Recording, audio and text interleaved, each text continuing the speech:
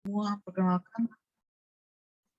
perkenalkan saya Dr. Valeska ya dari Fakultas Kedokteran UPH angkatan ke 2015 ya. Hari ini kita akan belajar bareng-bareng ya mengenai inguinal hernia.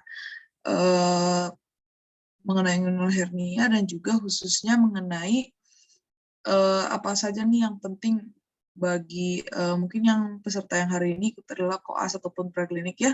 Apa yang penting kita tahu sebagai koas, sebagai mahasiswa preklinik ataupun sebagai dokter umum ya. Tentunya kita santai aja belajarnya. Nanti kalau misalkan ada pertanyaan atau misalkan ada koneksi yang terputus, kurang jelas, boleh langsung di chat di kolom chat ataupun kalian bisa langsung on mic juga nggak apa-apa. Kalau misalkan nanti mau disimpan sampai akhir presentasi juga boleh ya. Oke, tanpa lama-lama lagi kita mulai aja ya malam ini ya. Oke, next. Nah, jadi pertama-tama sebelum kita belajar mengenai khususnya inguinal hernia, kita harus tahu dulu apa sih definisi dari hernia itu. Nah, hernia itu sebenarnya merupakan suatu bahasa Latin ya, suatu bahasa Latin yang berarti terjadinya suatu ruptur. Nah, sebagai definisinya sendiri, hernia didefinisikan sebagai suatu protrusi atau sebuah tonjolan yang tidak normal dari sebuah organ ataupun sebuah jaringan, di mana dia akan membentuk protrusi atau benjolan itu melalui suatu defect dari tempat di mana dia seharusnya berada. Ya, jadi intinya hernia itu adalah suatu benjolan di mana organ atau jaringan itu keluar dari tempat yang seharusnya.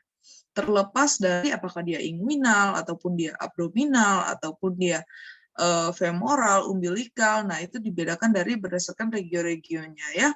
Nah, biasanya kalau berdasarkan secara struktur anatomis, biasanya itu paling sering terjadi di daerah abdominal atau yang daerah-daerah yang tertutup atau tercover oleh dinding abdomen ya.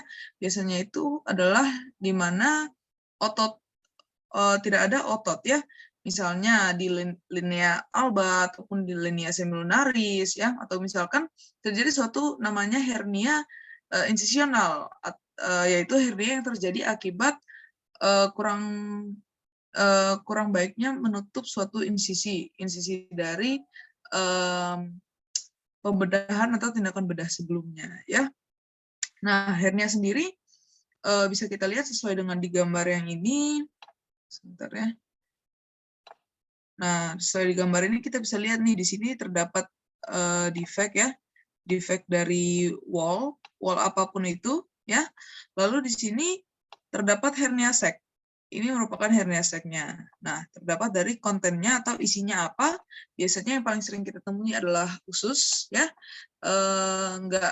Tidak menutup kemungkinan bahwa terdapat konten atau isi yang lain juga ya. Cuman yang paling sering adalah usus. Lalu terdapat suatu sakus atau kantong dari hernianya sendiri ya. Lalu terdapat neck of the sac atau leher dari kantong hernia itu. Nah, neck of the sac ini karena dia merupakan suatu bagian yang berada di defect nih, di defect, maka dia merupakan bagian di mana paling sering terjadinya suatu strangulasi ya. Nanti kita akan belajar lebih banyak. Oke, next dulu ya. Nah, oke. Lalu setelah kita mengetahui apa definisi dari hernia itu, maka kita akan lanjut pada jenis-jenis hernia atau hernia yang sering pada abdominal wall ya. Di sini kita bisa lihat bahwa banyak sekali nama-nama hernia berdasarkan lokasinya ya. Di sini kita bisa lihat bahwa ada hernia ventral, hernia epigastrik, hernia umbilikalis, ataupun yang akan hari ini kita akan pelajari adalah hernia inguinalis ya. Di mana hernia inguinalis biasanya yang paling banyak kita temui adalah hernia inguinalis indirect, direct, dan juga femoral ya. Oke, next.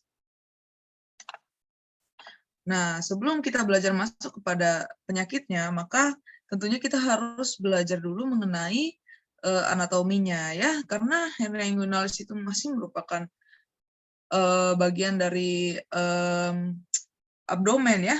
karena hernianya berisi paling banyak adalah usus, lalu dia involve suatu weakness di abdominal wall ya. Jadi kita harus tahu bahwa abdominal wall ini terdiri dari lapisan-lapisan apa saja, di mana yang paling pertama, yang paling luar tentunya ada skin ya, tentunya ada skin, lalu ada suatu namanya subcutaneous fat, biasa juga disebut sebagai fascia Camper ya, lalu ada scarpa fascia, lalu ada lapisan-lapisan otot, di mana yang paling luar adalah external oblique, lalu internal oblique, lalu transversus ya, di bawahnya itu ada transversalis fascia atau fascia dari musculus transversus abdominis ya. Baru di bawahnya lagi ada peritoneal fat dan juga parietal peritoneum. Lalu ada visceral peritoneum yang secara langsung lengket dan membungkus organ ya. Nah, pada abdominal wall kita bisa lihat bahwa ada suatu arcuata line of Douglas ini ya. Line of Douglas ini mengapa dia penting sebagai suatu anatomical landmark? Karena di atas dari arcuate line of Douglas ini kamu lihat bahwa terdapat dua lapis nih dari fascia ya, mana eksternal dan internal oblique akan ke depan, lalu aponeurosisnya, lalu kalau internal oblique dan transversus abdominis dari belakang, membentuk dua lapis di tengah ini.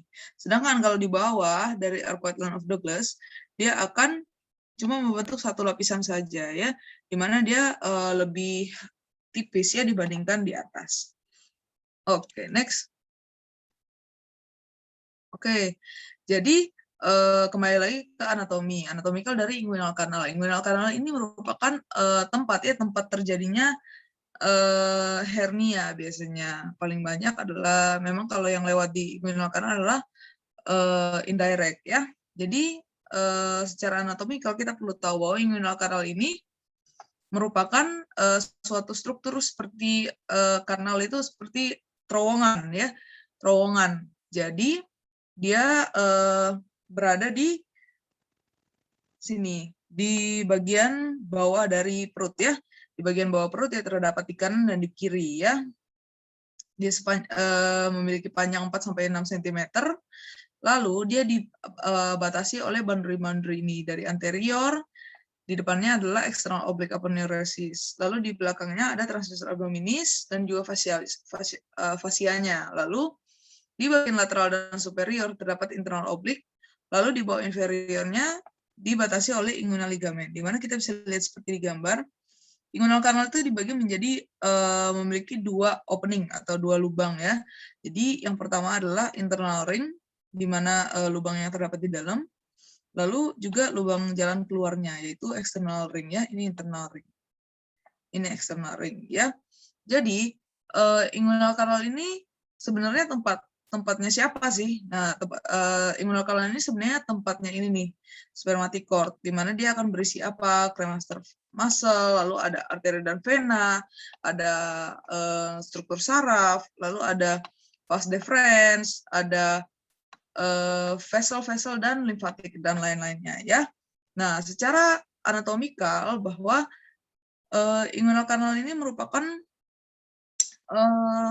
terdapat namanya suatu prosesus vaginalis ya. Prosesus vaginalis ini di mana dia merupakan suatu jalan bagi testis untuk di mana testis dibuat di dalam rongga intraabdominal, lalu melalui jalan atau melalui si proses vaginalis dia akan turun menuju ke tempat yang seperti yang kita tahu, yaitu di dalam skrotum ya. Nah, jika secara normal proses vaginalis ini nanti dia akan nekrosis ya, dia akan diserap kembali oleh tubuh sehingga nggak ada lagi jalan ini ya. Namun pada beberapa kasus bahwa proses vaginalis atau jalan ini tetap ada, sehingga dinamakanlah kondisi tersebut sebagai PPV yang merupakan suatu penyebab paling sering ya pada hernia lateralis pada anak gitu ya. Oke, next. Nah, selanjutnya ini merupakan ligamen-ligamen atau struktur-struktur yang penting dalam di sekitar dari inguinal canal ataupun inguinal ligamen ya. Di mana kita bisa lihat ada terdapat inguinal ligamen di mana dia merupakan ligamennya dia itu dari batasnya adalah dari iliaka, crista iliaka, menuju ke pubic tubercle ya. Jadi sepanjang itulah kira-kira lokasi dari inguinal ligamen ya, sekitar ini. Nanti kalau misalkan kalian lihat operasinya, maka operasinya akan dilakukan sejajar dengan ini, namun lebih di atasnya, sehingga tidak melukai dari inguinal ligamennya sendiri ya. Nah, selanjutnya kita juga lihat ada iliopubic tract, lalu ada lacunar ligamen, lalu ada Cooper's ligamen, dan juga ada sebuah conjoint tendon. Ini merupakan connective tissue dan ligamen yang ada di sekitar sini ya. Yang penting untuk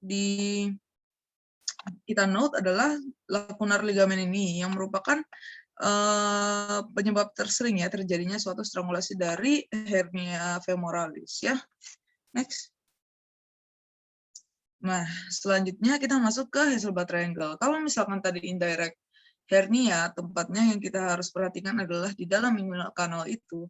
Nah, lain halnya dengan Hasselblad triangle. Hasselblad triangle ini merupakan tempat atau lokasi tersering dari hernia direct ya.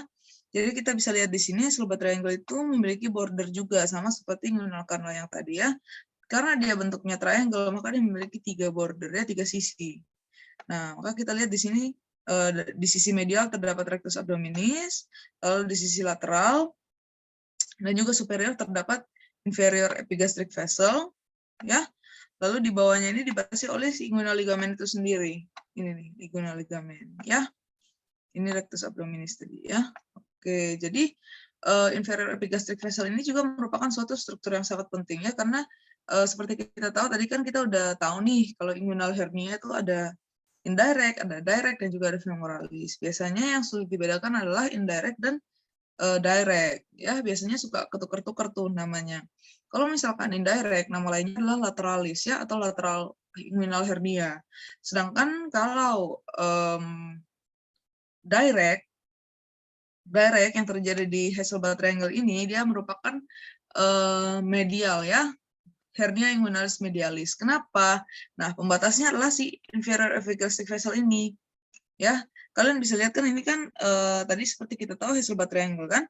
Nah, Hasselblad triangle ini merupakan tempat dari direct hernia kan. Nah, jadi kalau terjadi hernia di sini, maka dia merupakan medial dari inferior epigastric vessel ini, maka disebutlah dia hernia inguinal medialis. Ya, dan sebaliknya pada hernia inguinalis lateralis, dia akan terjadi lewat dari sini, masuk ke inguinal canal, sehingga dia lateral dari si inferior epigastric vessel ya. Oke deh, next. Nah, selanjutnya anatomi dari femoral canal ya. Ini merupakan tempat terjadinya femoral hernia ya, hernia femoralis ya. Di sini kita bisa lihat kalau di femoral bahwa strukturnya itu kadang kita hafal dengan mnemonic navel nih, navel ya. Jadi terdapat nerve, arteri, lalu vein, empty space, lalu terdapat lymph nodes ya. Kamu lihat di sini terdapat ini arteri, vein, lalu terdapat empty space ya. Disinilah biasanya terjadi femoral hernia ya. Nah, biasanya kalau femoral hernia ini banyak terjadi pada wanita ya. Sedangkan kalau berdasarkan epidemiologi yang paling banyak terjadi pada pria adalah indirect ya. Sama halnya seperti pada anak juga ya. Next. Nah, berikut merupakan vaskularisasinya. Tadi kita udah bahas sedikit mengenai inferior epigastric vessel ya. Ini penting untuk sebagai important landmark untuk mendeskripsikan atau mengelompokkan ya type of inguinal hernia.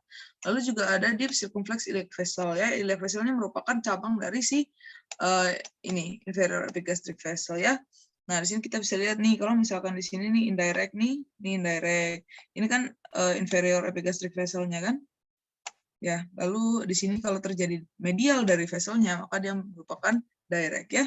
Sebaliknya kalau terjadi lateral dari vesselnya, maka dia merupakan lateralis atau indirect. Next. Nah, inervasi. Inervasi ini penting juga. Karena pada saat dilakukannya suatu tindakan bedah atau tindakan operasi, maka kita harus mengidentifikasi nerve. Jangan sampai kita melukai nerve yang terdapat di sana. Karena konsekuensinya adalah ini. Kalau misalkan kita terdapat suatu injury pada nerve, maka kita lihat fungsi dari nerve itu. Di sini fungsinya adalah terdapat ilioinguinal dan juga iliohipogastrik ya. Dia merupakan cabang dari nerve yang berasal dari lumbar ya, L1. Dia bersifat sensorik. Kita bisa lihat di sini nih ilioinguinal di mana regionnya ya, dan juga iliohipogastrik. Dan juga yang paling penting juga adalah genitofemoral. Genitofemoral ini dia dari L1 dan L2, dia itu bercabang menjadi 2 nanti. Jadi kalau misalkan iliohipogastrik dan ilioinguinal ini, dia dari lateral masuk ke dalam, masuk ke medial. Sebaliknya genitofemoral itu dia dari medial lalu dia mengarah ke lateral ya. Jadi nanti dia seperti namanya ya, ada cabang ke genital, ada cabang ke femoral ya. Dia bersifat sebagai sensorik dan motorik ya. Next. Nah, ini merupakan inguinal hernia ya. Jadi inguinal hernia itu bisa dibedakan menjadi indirect atau juga yang kita sebut nama lainnya adalah lateral. Kedua adalah direct atau medial. Ya, lalu terdapat suatu yang jarang kita temui biasanya pantalon. Pantalon itu gabungan ya, gabungan dari ini indirect dan direct, dia disebut dengan pantalon karena pantalon itu sebenarnya nama dari celana ya, jenis celana yang seperti gelembung gitu, seperti kembung gitu. Jadi dia gini, lalu gini, gitu. Jadi di sini tuh inferior epigastric vessel-nya. Jadi dia ada yang indirect dan juga ada yang indirect gitu ya. Makanya disebut dengan pantalon. Lalu ada juga hernia femoral ya. Hernia femoral ini dia terjadinya tadi di femoral canal ya atau femoral ring. Ini kita bisa lihat ini yang tadi struktur navel ya. Nerve, arteri, vein ya. Lalu terdapat suatu empty space atau femoral ring, femoral canal di sini, maka ini merupakan lokasi tersering dari femoral hernia ya. Next.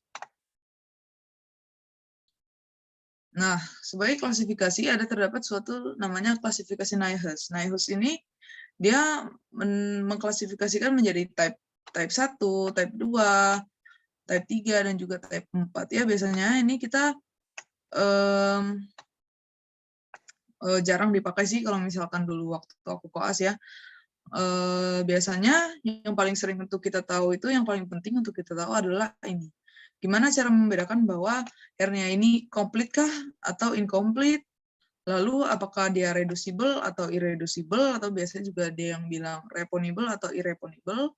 Lalu juga ada yang bilang perbedaan incastrated atau strangulated ya, incastrata atau strangulata.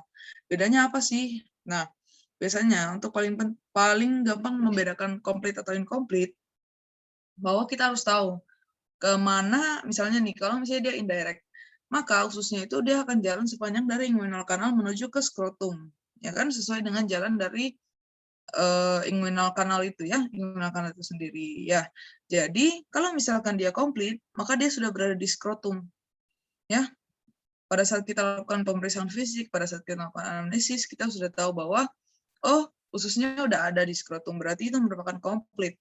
Sedangkan sebaliknya kalau misalkan pas ususnya belum nyampe di skrotum, misalkan masih di dalam inguinal kanalnya itu, misalkan kita mendapatkan incidental finding ya, biasanya kalau misalkan CT abdominal atau misalkan di MRI pasiennya tiba-tiba nggak sengaja ada hernia tapi belum bisa keraba misalnya, atau belum terjadi suatu pembesaran skrotum. Nah, itu kita namakan sebagai suatu incomplete hernia ya.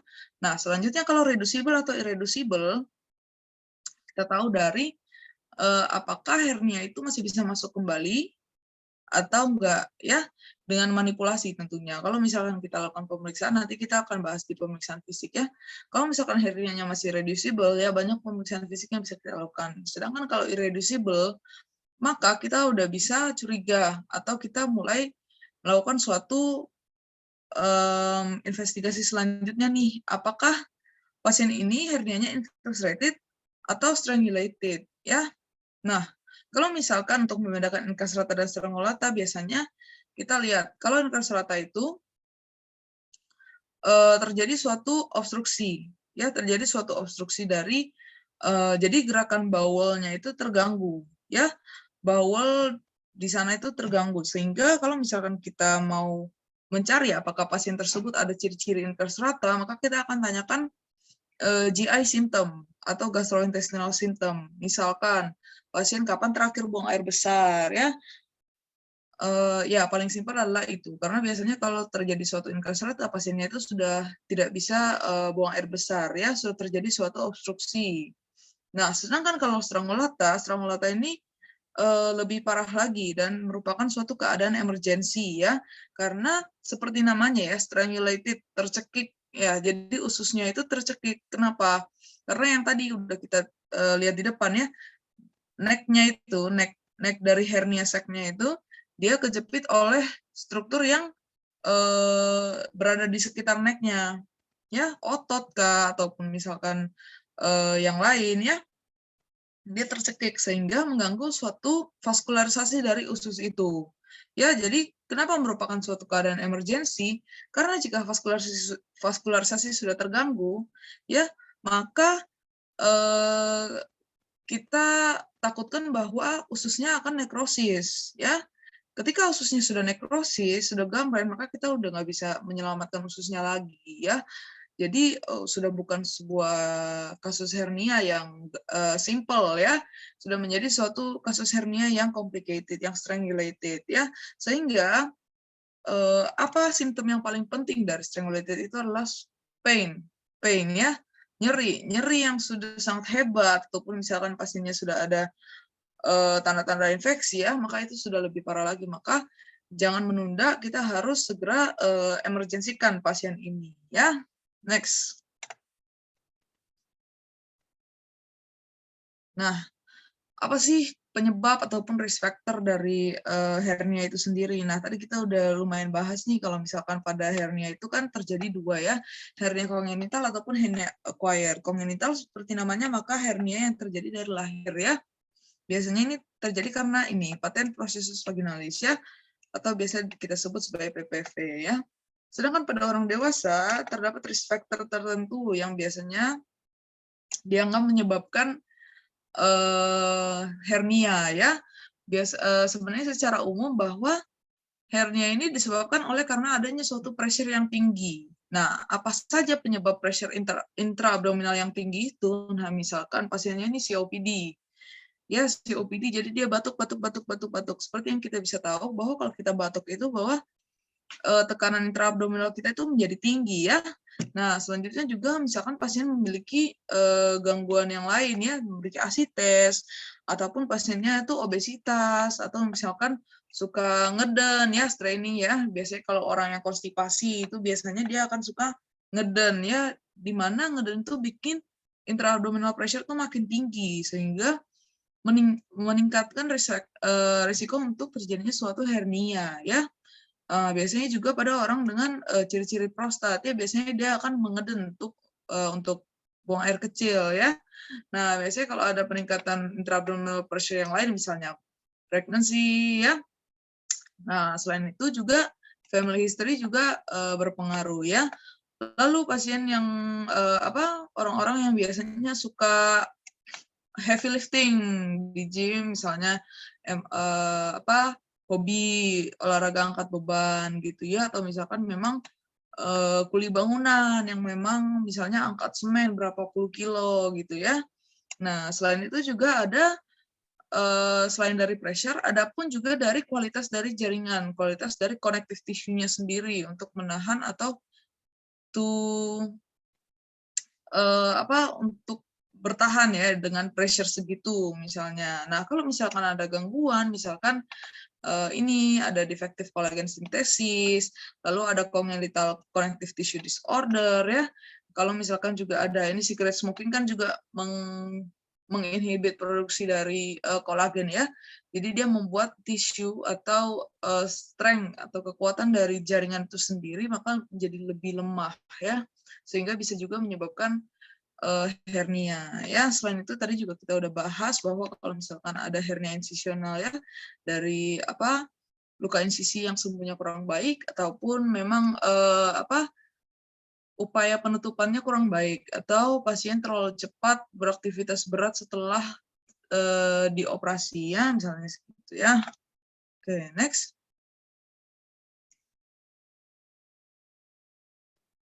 Oke, nah ini patofisiologinya ya. Ini paten progressus vaginalis ya, yang tadi congenital ya. Ini jalan turunnya, ini jalan turunnya testis ya ke dalam skrotum dari intraabdominal menuju ke skrotum ya. Dia harusnya jalan ini nanti dia akan hilang nih. Tapi kalau misalkan dia nggak hilang, maka dia akan terjadi kemungkinan risiko tinggi terjadi hernia ya. Sedangkan myopectineal orifice of Foucault ini dia merupakan suatu daerah otot dan fasia yang lemah ya, aponeurosis yang lemah sehingga banyak terjadi hernia di bagian sini ya. Next. Nah, oke, selanjutnya dari sign and symptom. Sign and symptom dari hernia itu tentunya ada yang asimptomatik dan juga ada yang simptomatik. Ya, biasanya kalau misalnya asimptomatik itu hernianya belum berat. Jadi biasanya pasien itu datang ya mungkin itu yang tadi seperti yang aku bilang, kalau misalkan terjadi suatu incidental finding ya mungkin aja. Atau misalkan pasien datang dengan simptom yang ringan ya. Simptom yang ringan misalkan terjadi suatu benjolan misalkan di paha atau di di bawah perut, atau biasanya paling sering kalau laki-laki ya di skrotum ya, di buah sakar ya. Jadi terjadi suatu pembesaran atau terjadi suatu benjolan ya seperti gini ya, biasanya paling sering datang seperti ini ya. Kalau enggak di dinding perut ya. Nah, lalu kita bisa cari simptom yang disebut spesifik dan juga non spesifik. Biasanya kalau spesifik itu mengarah ke arah-arah hernia, misalnya nih groin or inguinal mass, lalu terjadi suatu nyeri atau discomfort ya. Nah, kalau non spesifik itu misalkan seperti ini, GI symptom, misalkan pasiennya mual muntah atau misalkan pasiennya konstipasi atau nggak bisa BAK ya, ataupun ada gangguan-gangguan BAK. Nah, itu simptom-simptom itu yang harus kita kumpulkan lalu kita lihat apakah ini mengarah ke suatu diagnosis hernia atau enggak ya. Ya biasanya pasien itu datang ada yang benjolannya masih bisa masuk sendiri, atau biasanya juga pasien bisa memasukkan benjolannya kembali sendiri ya. Biasanya bisa dimasukkan sendiri, ataupun ada yang sudah datang kalau sudah tidak bisa dimasukkan, lalu kita cari tanda-tanda dari incarcerata dan strangulata itu ya. Next. Nah, tentunya kalau kita mendiagnosa, kita harus lakukan suatu history taking atau anamnesis, lalu kita lanjut ke physical examination sebelum kita lakukan pemeriksaan penunjang, ya. Nah, pada saat kita history taking, ya seperti yang tadi, sesuai dengan simptomnya, kita lakukan suatu anamnesis mengenai benjolan, ya, benjolan di inguinal ataupun di groin, ya, lokasinya di mana, kanan, kiri, atau dua-duanya, ya. Lalu terdapat nyeri apa enggak, lalu masih bisa dimasukkan kembali atau tidak ya. Nah, lalu kita cari suatu simptom dari pain. Kalau pasiennya datang udah keringat dingin, pain-nya itu kamu lihat fase-nya udah 8 dari 10, nah kamu harus curiga, mulai curiga ini merupakan bukan hernia yang reducible ya, mungkin ini sudah hernia strangulata gitu ya. Nah, kalau misalkan pasien udah datang dengan hernia strangulata, nggak usah terlalu anamnesis terlalu banyak ya, kita harus langsung mengarah ke kita membuktikan apakah ini strangulata atau bukan ya. Kita tanya mengenai GI simptomnya, BAB-nya ya, apakah ada mual muntah, kapan terakhir makan dan lain-lain ya. Lalu pas medical history, apa gunanya kita tanya riwayat penyakit yang dahulu ya, tentunya kita akan mau tahu apakah dia ada risk factor yang tadi udah kita lihat di depan ya. Lalu apakah ada surgical history sebelumnya, apakah ini hernia incisional atau bukan ya, ataupun juga disease yang lain ya. Nih, kalau misalkan pasiennya datang dengan extreme pain, dengan constipation ya, jangan lama-lama, cari tanda-tanda incarcerasi dan juga strangulasi ya. Next. Nah, lalu kita masuk ke pemeriksaan fisik. Pemeriksaan fisik tentunya ada yang generalis, ada juga yang lokalis. Ya, jadi pertama kalau generalis tentunya kita selalu lihat keadaan umum pasien. Pasien datang dengan sakit sakit ringan atau sakit berat atau sakit sedang ya. Lalu kita harus selalu ingat cek TTV, tanda-tanda vital ya, apa saja, blood pressure, heart rate, respiratory rate, dan juga temperatur dari pasien ya. Kita lihat general examination dari pasien ini ya. Lalu tentunya kita lakukan pemeriksaan lokalis. Lokalis itu kita lakukan untuk hernia, kita lakukan dalam 2 posisi. Ya, kita lakukan inspeksi dan palpasi dalam 2 posisi, di mana pasien berdiri dan juga pasien berbaring ya. Biasanya pada saat pasien berbaring, kalau hernianya masih kecil ataupun masih reducible ya, dia akan masuk kembali. Jadi kalau misalnya kita cuma lakukan pemeriksaan pada saat pasien tiduran, kadang kita nggak akan melihat dengan jelas. Nah, sedangkan pada saat pasien berdiri, kita akan bisa sekali melihat dengan jelas karena pertama gaya gravitasi ya, kedua karena ada suatu intraabdominal pressure yang menuju ke bawah sehingga mendorong hernianya itu untuk kelihatan ya, sehingga benjolannya makin besar ya. Lalu kita lihat, kita cari apakah ada asimetri, apakah kiri dan kanan sama. Lalu kita lihat apakah ada benjolan atau adanya suatu massa ya. Nah, kalau misalkan masih nggak kelihatan, minta pasiennya falsafah atau minta pasiennya batuk ya. Biasanya benjolannya itu akan semakin gede ya, semakin besar sehingga nyata kita bisa lihat ya. Lalu kita juga bisa lakukan special test and sign ya. Special test and sign ini biasanya yang paling banyak dilakukan pada orang dewasa adalah ring occlusion dan juga fingertip dan juga Zeeman ya. Biasanya kalau tunnel illumination bisa kita lakukan di anak-anak, juga silk glove ya, agak kurang kita lakukan. Nah, tentunya perlu diingat bahwa special test and sign ini hanya bisa dilakukan pada hernia yang reducible, yang reducible ya, yang di mana tidak ada tanda-tanda incarcerata ataupun strangulata ya. Jadi sangat penting itu untuk diingat. Jangan pasien udah datang udah kesakitan terus udah strangulata terus kita masih lakukan ring occlusion test. Wah, ya. Next. Nah, sekarang kita lihat nih.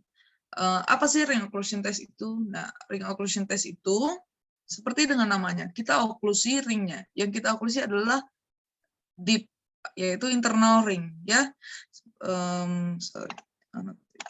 Nah, ini merupakan internal ring ya, di mana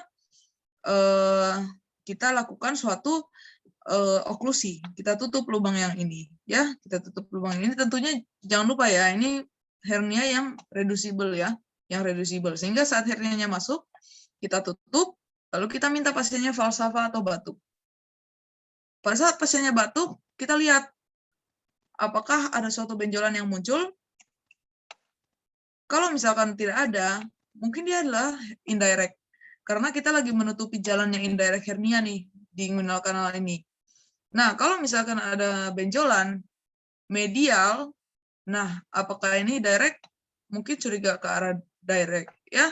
Lalu kita juga perhatikan di femoral kanalnya, sekitar sini ya, apakah ada bulging nggak? Apakah ada benjolan nggak yang keluar pada saat pasiennya falsafah atau batuk? Nah, mungkin dia mengarah ke femoral hernia, ya. Selanjutnya kita bisa lakukan finger invagination. Finger invagination itu ini.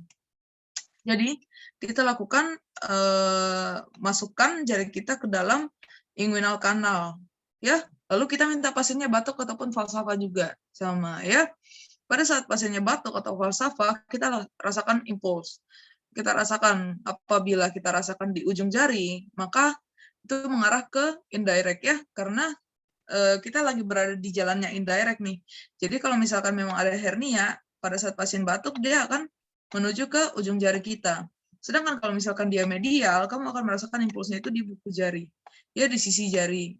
Karena dia merupakan medial kan dari dia nggak lewat di inguinal kanal ini. Dia langsung dari weakness di abdominal wall ya. Oke. Next ada bukan. Selanjutnya ada ini. Baik dulu slide sebelumnya. Nah, selanjutnya ada three finger test atau biasa kita bilang Zeeman teknik ya. Zeeman teknik itu kita pakai telunjuk, jari tengah dan juga jari manis ya. Kita taruh masing-masing di internal ring, lalu di superficial inguinal ring dan juga di saphenous opening atau di femoral kanalnya itu ya. Nah, lalu kita minta pasiennya batuk ataupun falsafah juga. Lalu kita rasakan terdapat suatu tonjolan di mana? Di telunjuk kah, atau di jari tengah, ataupun juga di jari manis, ya. Nah, selanjutnya ada ini transillumination test, ya. Transillumination test ini simpelnya adalah kita berikan ya kita lakukan transilluminasi, ya, di mana kita lakukan suatu pencahayaan, ya, untuk mengetahui konten atau isi dari pembengkakan ini, di mana kita bisa lihat kalau misalkan sinarnya tembus, lihat nih, sorry ya, kelihatan dengan jelas di gambar ini bahwa sebagian sinarnya itu tembus, nih, ya, sedangkan di bagian yang lain sinarnya itu nggak tembus di sini nih. Nah, ya. Nah, pada ini kita bisa curiga neo ini merupakan suatu benda yang padat, mungkin apa ya, skrotum, testis sepertinya, ya. Sedangkan di sini kok tembus, ya, artinya dia merupakan suatu cairan, ya, suatu yang bisa ditembus oleh cahaya. Jadi kemungkinan adalah suatu cairan, ya, cairan. Oke, next. Nah, setelah dari pemeriksaan fisik, maka kita sudah bisa nih kira-kira suspek apa nih diagnosis kita, ya. Maka dari diagnosis suspek kita, working diagnosis kita, maka kita akan memilih suatu pemeriksaan penunjang yang sesuai, ya. Nah, kalau misalkan kita sudah curiga nih ke arah hernia nih, nah kita bisa pilih apa saja sih pemeriksaan pemeriksaan penunjang yang bisa kita lakukan. Ada ultrasonografi, USG, ya. USG untuk melihat isi atau isi dari benjolan itu, ya. Atau kalau misalkan kita ada di fasilitas yang lebih memadai, kita mungkin bisa pakai CT scan ataupun MRI, ya. Ini kita bisa lihat terdapat suatu tonjolannya di sini, ya. Oke, next. Nah, apa sih differential diagnosis dari inguinal hernia itu sendiri? Banyak sekali, ya, karena kita tahu bahwa di daerah inguinal juga banyak apa? Kelenjar, banyak kelenjar getah bening, dan juga banyak organ-organ yang lain, ya. Misalkan pada laki-laki kan di sana ada testis dan juga di skrotum, ya, terdapat juga bisa terdapat penyakit-penyakit atau gangguan pada sistem sistem tersebut, ya, ataupun juga memang hernia, ya. Biasanya yang paling sering didiagnosa bandingkan adalah misalkan terjadinya suatu varikokel atau terjadinya hidrokel atau ektopik testis, ya, atau terdapat suatu epididymitis, ya. Biasanya juga merupakan ini limnot, ya. Limnot atau pembengkakan KGB, ya. Biasanya juga terdapat suatu kista atau terdapat suatu iritasi dari kelenjar yang terdapat di sekitar daerah sana, ya. Oke, next.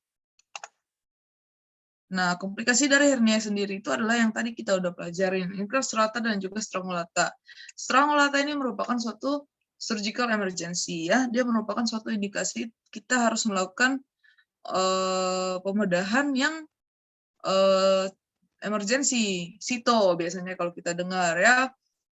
Ini merupakan operasi sito. Kenapa? Karena kalau misalkan kita biarkan lebih lama, usus kita tercekik di dalam, maka dia akan lama-lama dia akan nekrosis, ya, dia akan mati, ya. Kalau misalkan dia sudah mati, maka itu merupakan jaringan usus yang sudah tidak bisa lagi kita selamatkan, ya.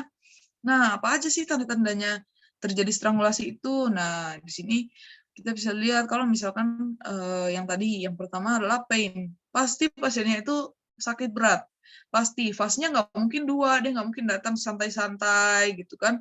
Dia pasti datangnya sudah dalam keadaan sakit berat, ya. Lalu kita bisa lihat biasanya dia akan ada fever, ya. Ada pun juga leukositosis dan juga kalau lebih parah lagi akan terjadi hemodynamic instability, ya. Biasanya kalau ususnya udah mulai mati, nah sudah mulai terjadi suatu keadaan sepsis, ya, sepsis. Nah, lalu kita bisa lihat pada hernianya dia akan warm, ya, akan tegang gitu. Lalu habis itu biasanya dia akan merah ataupun terjadi diskolorasi, ya. Lalu juga kita cari simptom dari obstruksi bawel, ya, obstruksi usus, ya. Nah, pada saat kita sudah dapat nih pasien dengan ciri-ciri seperti ini, kita sudah curiga bahwa dia merupakan pasien dengan hernia strangulata, ya, maka kita sebagai dokter umum di IGD, maka kita harus mulai initial treatment, tentunya sambil kita meminta advice dan juga konsul dari dokter spesialis bedah ya. Nah, kita harus langsung pasangkan dia IV akses. Kita lakukan dia fluid resuscitation seperlunya. Kalau pasiennya datang dengan dehidrasi, ya maka kita lakukan resuscitasi ya. Lalu kita lakukan suatu dekompresi dengan memasangkan NGT ya, nasogastric tube. Lalu kita lakukan pemasangan urin kateter dan juga kita berikan profilaktik antibiotik ya. Nah, sangat penting kalau misalkan pasien sudah datang dengan strangulata ya, jangan memasukkan kembali atau mereduce hernia itu ya, karena sangat besar ininya konsekuensinya pada saat usus yang sudah mati kita masukkan kembali, maka dia akan bisa menyebabkan suatu infeksi yang menyebar ke semua rongga abdomen ya, terjadi suatu peritonitis dan juga terjadi septic shock ya. Next. Nah, treatment untuk hernia terbagi menjadi dua ya, non-surgical ataupun surgical. Kalau non-surgical biasanya pasien-pasien dengan hernia yang masih reducible, biasanya dia akan memilih untuk pakai seperti ini, namanya hernia truss. Hernia truss ini dia seperti belt ya, seperti belt. Kalau misalkan biar ada gambaran tuh biasanya kayak yang biasanya orang kalau angkat beban tuh pakai tuh. Nah, modelnya seperti ini, tapi dia lebih bawah ya letaknya. Kalau biasanya kan di mana ya, di perut ya biasanya ya kalau yang angkat bebannya. Nah, ini biasanya di lebih bawah, jadi di sekitar pelvis gitu. Nanti dia akan menutupi misalnya hernianya ada di sini nih. Nah, dia akan menutupi hernianya ya, biar hernianya nggak bulging keluar lagi. Nah, tapi apakah ini merupakan treatment yang efektif?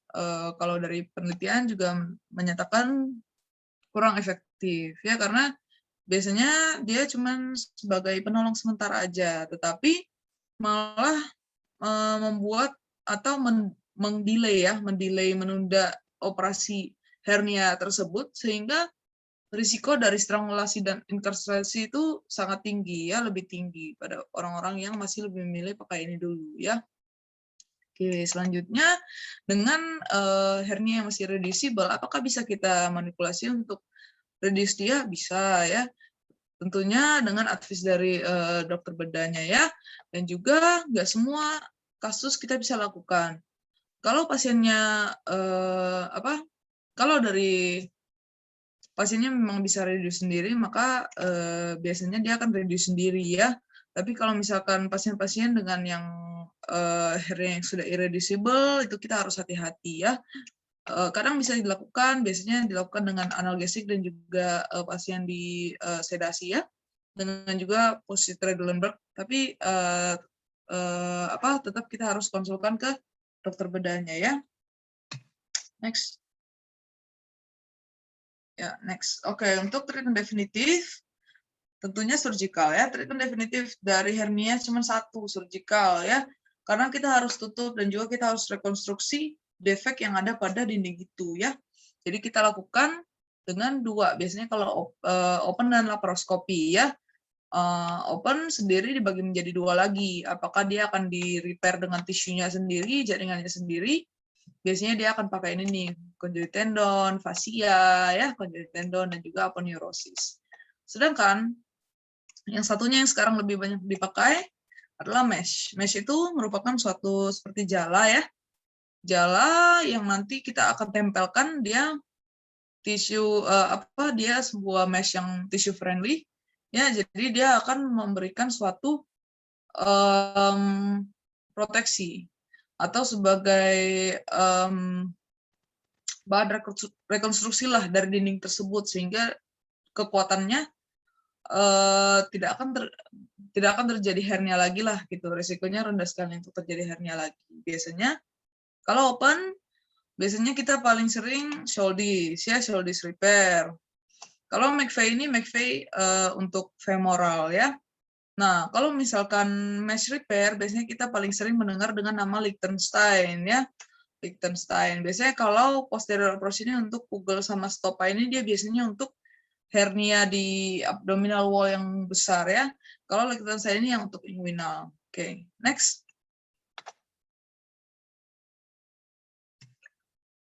Nah, sebagai pembedahannya, pertama-tama tentunya kita akan lakukan ini ya, groin incision-nya. Coron incision sejajar dengan inguinal ligament kita lakukan sekitar 2 jari atau 2 cm di atasnya. Ya, lalu kita akan buka lapis demi lapis seperti yang tadi kita udah bilang dari skin, camper, scarpa ya kita lihat ya. Lalu kita buka ototnya sesuai dengan serabut ototnya ya, serat ototnya.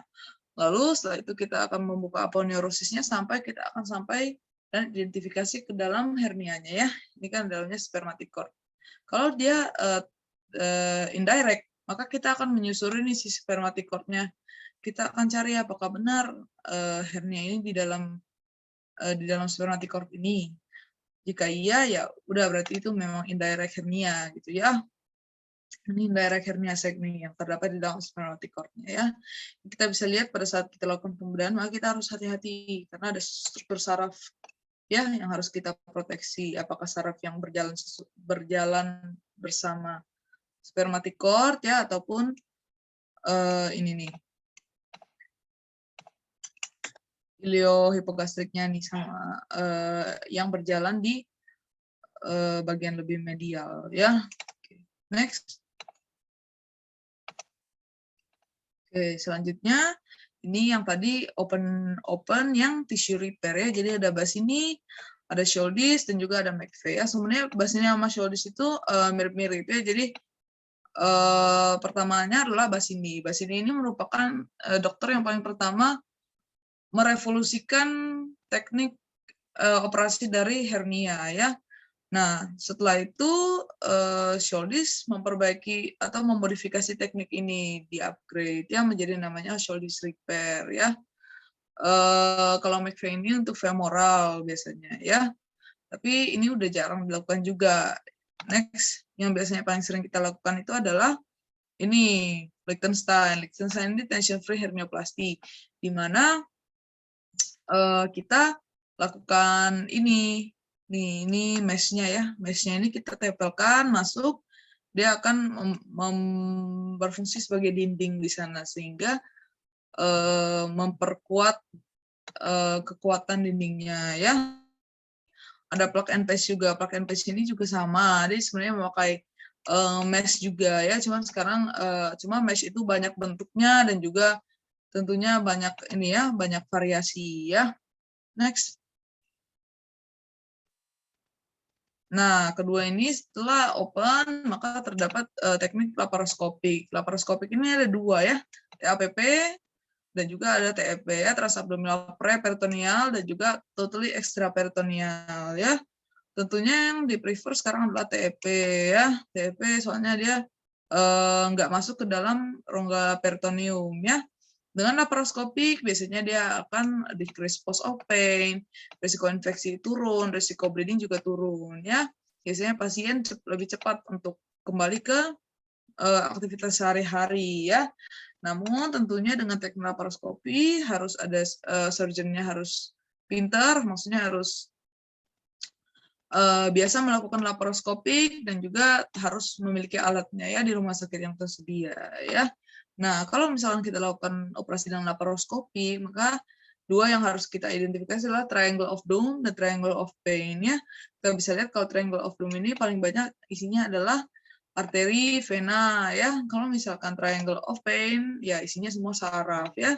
Jikalau terkena yang ada di dalam triangle ini maka akan terjadi suatu injury pada saraf ya. Next. Nah, udah selesai ya. Terima kasih semuanya. Apakah ada pertanyaan?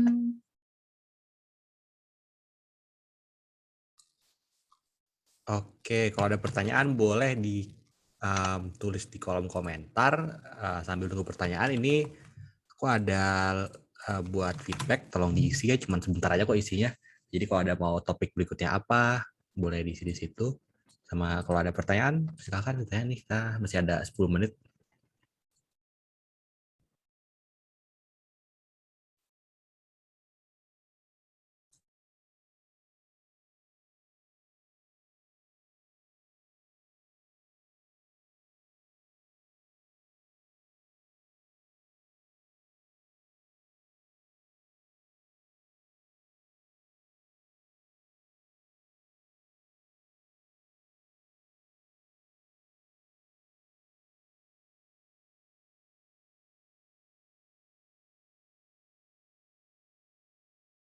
Kayaknya belum ada pertanyaan nih. Gimana, Valeska?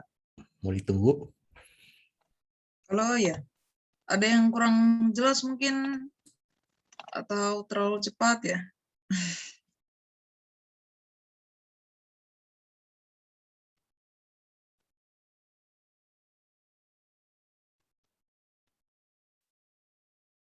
Saat kita lakukan prinsipnya pada saat kita lakukan tata laksana terhadap hernia strangulata, karena hernia strangulata itu termasuk salah satu dari kasus akut abdomen ya, karena biasanya dia sudah terjadi suatu nekrosis dan juga terjadi suatu obstruksi dari bawel, dari ususnya ya. Maka apa sih untuk menjawab pertanyaannya, sebenarnya kita harus tahu nih, kenapa sih kita harus kasih NGT ya? Prinsipnya adalah kita harus melakukan dekompresi atau pengurangan dari intraabdominal pressure. Makanya kalau dari dulu kita saya diajar sama guru saya, maka kita pasangnya 3 antena ya, seperti yang saya bilang juga dulu waktu kita kelas akut abdomen ya. Jadi prinsipnya kita akan lakukan dekompresi. Kenapa? Untuk menurunkan intraabdominal pressure-nya ya. Maka kita pasangkan 3 NGT ya untuk dekompresi dari lambung kan, nasogastric tube ya. Lalu kita pasangkan urine catheter, kita lakukan dekompresi dari buli-bulinya ya. Lalu ketiga kita lakukan IV access. Ya, IV access ya tentunya untuk masukin obat dan juga lain-lain ya. Begitu. Jadi apakah kita harus selalu diberikan NGT?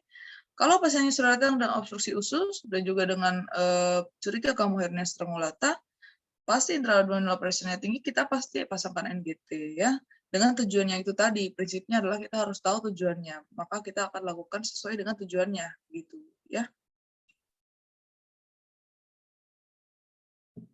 Gimana? Apa sudah jelas?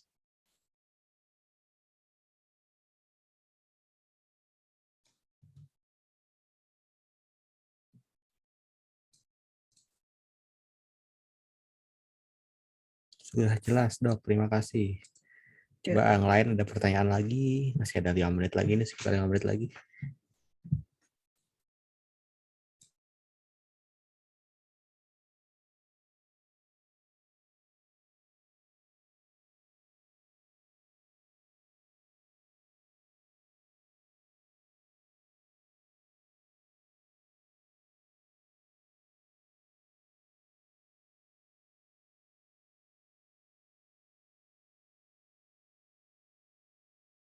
Oh, ini Christine Caroline minta kita go over ke A6PF hernia.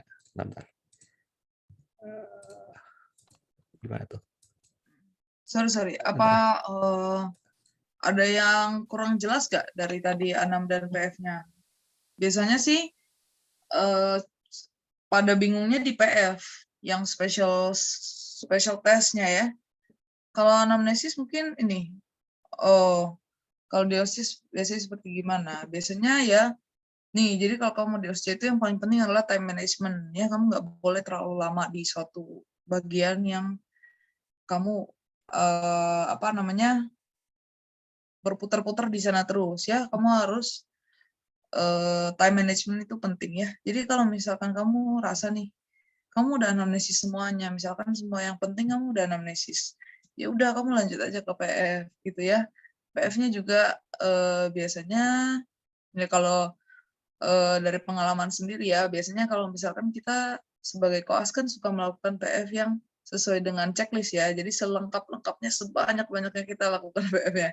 Nah biasanya kalau kamu harus peka nih terhadap kode-kode, biasanya tuh ada kode-kode dari penguji, misalnya pengujinya berbaik hati ya, biasanya akan suruh kamu skip atau misalkan suruh kamu ya udah gak signifikan hasilnya, misalnya seperti itu. Nah kamu udah jangan ulangin lagi, jangan diulangin lagi. Biasanya kalau lagi panik, lagi takut tuh nanti misalnya kamu minta, ya dok saya akan cek tanda-tanda vital. Tuh. Apa tanda-tanda vital? Blood pressure, heart rate, temperatur, respiratory rate, ya normal. Nanti kamu akan nanya lagi tuh biasanya blood pressure-nya berapa dok? Nah jangan seperti itu ya. Jadi kalau misalkan di OSC tentunya kamu harus tenang, lalu time management-nya harus baik ya. Kalau misalkan 6, ya yang kamu tanyakan harus sesuai dengan keluhan dia. Misalkan dia datang dengan keluhan benjolan. Biasanya datang kan benjolan pada groin ya biasanya atau buah sakarnya ya. Kamu tanya tentunya kanan atau kiri, sakit gak, udah sejak kapan ya, bisa dimasukin kembali atau enggak ya. Kamu tanyakan dulu keluhan sesuai dengan benjolannya. Ya, semua yang ada di benjolan itu kamu tanyakan. Sakit gak atau udah berapa lama, makin gede nggak, kalau misalkan baring hilang nggak, gitu-gitu dan lain-lain. Lalu baru kamu pindah ke keluhan lainnya atau associated symptom-nya, GI symptom. Muntah, mual, makannya gimana, terakhir BAB kapan, apakah ada kesulitan atau gangguan BAK ya, dan lain-lain ya, associated symptom. Baru kamu pindah ke past medical history-nya. Ya, past medical history itu yang tadi. Apakah sebelumnya sudah pernah seperti ini? Enggak. Apakah sebelumnya pernah menjalani operasi? Enggak ada. Ya, sudah. Enggak usah tanya terlalu detail ya, enggak usah terlalu gimana. Biasanya kalau OSCE kan kasusnya basic ya. Enggak mungkin kamu diberikan pasien dengan mungkin bukan enggak mungkin ya, sangat jarang kamu diberikan pasien dengan misalnya connective tissue disorder dari kongenital gitu ya, jarang banget ya. Jadi kamu nanya nggak usah terlalu detail. Yang penting kamu bilang, Bapak ada riwayat penyakit nggak? Riwayat penyakit sebelum ini atau dari kecil ya? Oke, nggak ada dok. Udah kamu lanjut aja, lanjut ke PF ya. PF-nya apa? Next dulu. Yang lengkap PF-nya. Ya, mulai dari yang tadi. Ya, pasien datang, saya akan mengobservasi dulu keadaan pasien ya. Pasien tampak sakit ringan misalnya. Lalu jangan lupa inform consent. Inform consent, Pak, saya akan periksa ya. Kalau Bapak bersedia, ya, Bapak bersedia enggak? Ini Bapak saya akan periksa untuk kepentingan diagnosa penyakit Bapak. Ya mungkin akan sedikit nyaman, tapi sangat penting ya Pak ya. Oke, bersedia enggak? Silakan berbaring ya. Dibuka celananya. Saya akan mencuci tangan ya. Itu juga poin yang sangat penting. Jangan kamu lupa ya. Lalu yang paling penting biasanya pada saat di OSCE itu biasanya lupa profesionalitas. Ya, jadi kamu saat OSCE itu kamu harus benar-benar seperti kamu menghadapi pasien. Jangan seperti kamu ngobrol dengan penguji kamu atau ngobrol dengan teman kamu ya. Jangan, biasanya itu akan mengurangi poin kamu di profesionalitas ya. Lalu semua yang kamu lakukan itu kamu akan menganggap bahwa itu sebenarnya itu memang seperti ada pasien di depan kamu.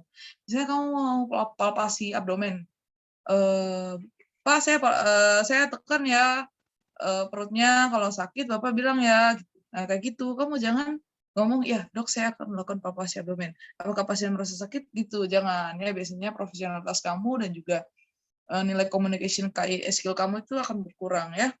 Kamu lakukan aja pemeriksaan umum. Kalau misalkan melakukan pemeriksaan umum, dokternya bilang oke, baik, atau enggak signifikan, langsung lanjut ke lokalis. Periksalah abdomen, periksa dengan 2 posisi yang tadi itu. Ya, lalu lakukan special test-nya seperti yang ini ya.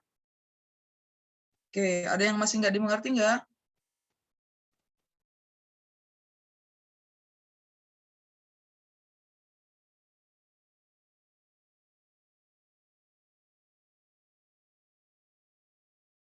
Sudah baik, terima kasih dok katanya.